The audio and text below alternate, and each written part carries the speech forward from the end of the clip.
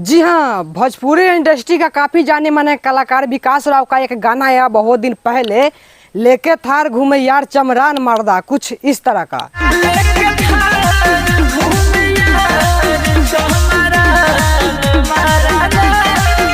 यही गाना जो है बड़े बड़े कलाकार ने ये गाना चुरा के गया है, और क्यों चुरा के गाना है, किस वजह से गया है, हम सब बताएंगे। हमारे वीडियो में बने रहिए। आप लोग हमारे पेज पे नए हैं तो पेज का फॉलो कर लीजिए, यूट्यूब पे देख रहे हैं तो यूट्यूब को सब्सक्राइब कर लीजिए। ये गाना का टुनटुन लाल यादव अलग तरीका से चुरा के बनाया था गाना, और ये गाया के अपने खुद का पर्सनल चैनल पर यह गाना छोड़ा था, लेके थार घूमे यार रंगदार मर्दा, कुछ इस तरह का। लेके थार घूमे यार रंगदार मर्दा।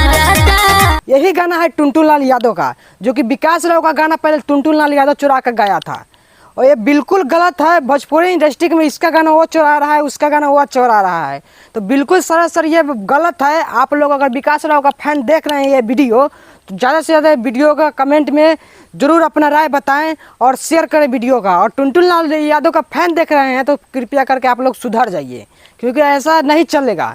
किसी छोट कलाकार का बड़ा कलाकार चुरा के गा रहा है तो छोट कलाकार दब जा रहा है, तो ये बिल्कुल गलत बात है। हम किसी नेक्स्ट वीडियो में मिल रहे हैं, जब तक लिए बाय बाय।